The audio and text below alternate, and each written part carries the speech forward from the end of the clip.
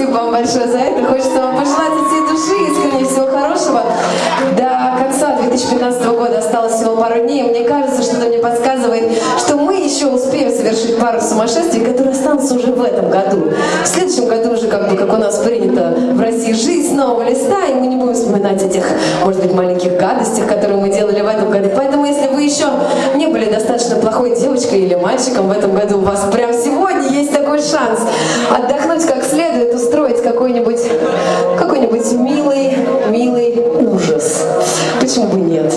Мне кажется, что в принципе все самое прекрасное происходит, когда мы выходим из зоны нашего комфорта вообще по жизни. Поэтому понятно, что сейчас вы немножко стесняетесь, это нормально.